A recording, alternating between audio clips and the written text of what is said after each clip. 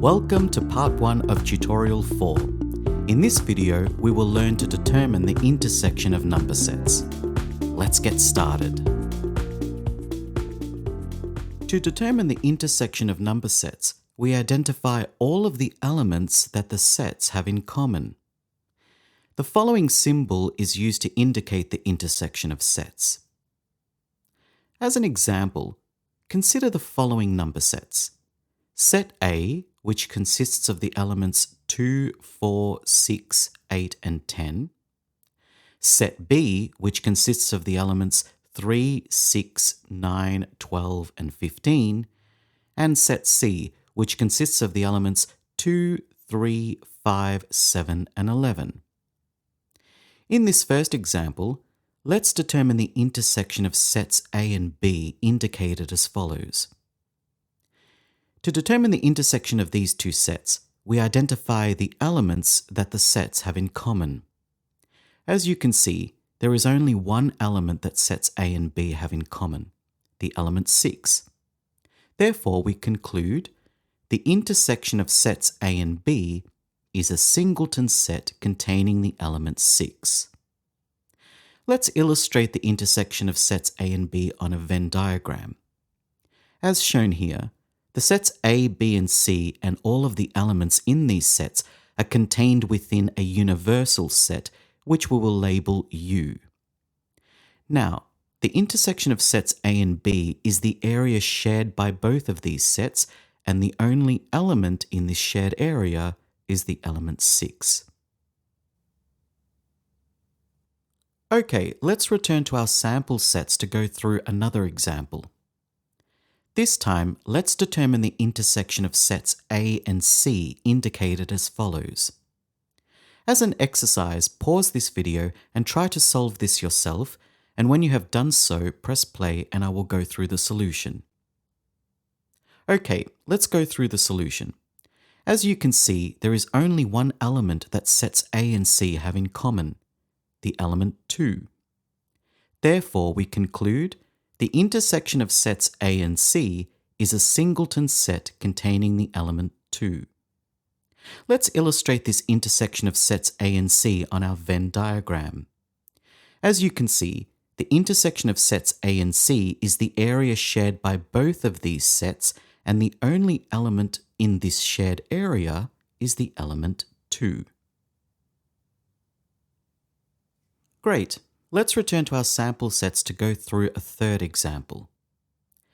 Let's now determine the intersection of sets B and C indicated as follows. Again, as an exercise, pause this video and try to solve this yourself, and when you have done so, press play and I will go through the solution. Okay, let's go through the solution. As you can see, there is only one element that sets B and C have in common, the element 3. Therefore, we conclude the intersection of sets B and C is a singleton set containing the element 3. Let's illustrate this intersection of sets B and C on our Venn diagram. As shown here, the intersection of sets B and C is the area shared by both of these sets, and the only element in this shared area is the element 3. Good. Let's return to our sample sets to go through yet another example. In this example, let's go a step further and determine the intersection of sets A, B, and C as indicated here. Once again, as an exercise, pause this video and try to solve this yourself, and when you have done so, press play and I will go through the solution. Okay, let's go through the solution. As you can see, there are, in fact, no elements that sets A, B, and C have in common. Therefore, the intersection of sets A, B, and C is an empty set. As we learned in tutorial 2, an empty set is a set that does not contain any elements and is represented by the following symbol. Therefore, we write the following. The intersection of sets A, B, and C is an empty set. We can also see this empty set on our Venn diagram. As shown here, The intersection of sets A, B, and C is the area shared by all three sets which does not contain any elements and is, therefore, an empty set. Okay, let's return to our sample sets to go through a final example. In this final example for this part of the tutorial, let's determine the intersection of this bounded left and right closed interval of real numbers with the intersection of sets B and C as shown here. When dealing with intervals of real numbers, which we learned about in the previous tutorial, it is useful to illustrate them on a number line. So, a number line illustrating this interval is shown here. As you can see, this bounded left and right closed interval includes all of the infinitely many real numbers between 2 and 4 as indicated by the solid line, and it includes the numbers 2 and 4 as indicated by the closed circles, which are the endpoints of the interval. Okay, the next step is to illustrate the intersection of sets B and C on this number line.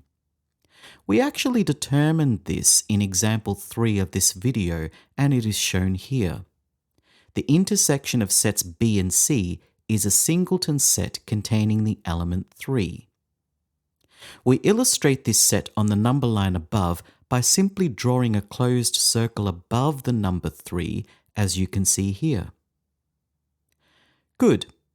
Now, we look for the element or elements that these number sets have in common. We can see that the only element in common is the element 3. Therefore, we conclude the intersection of the interval of real numbers between 2 and 4 with 2 and 4 included with the intersection of sets B and C is a singleton set containing the element 3. Great work! Now that we understand how to determine the intersection of number sets, please click on the next video for part 2 of this tutorial, where we will learn to determine the union of number sets. Bye for now!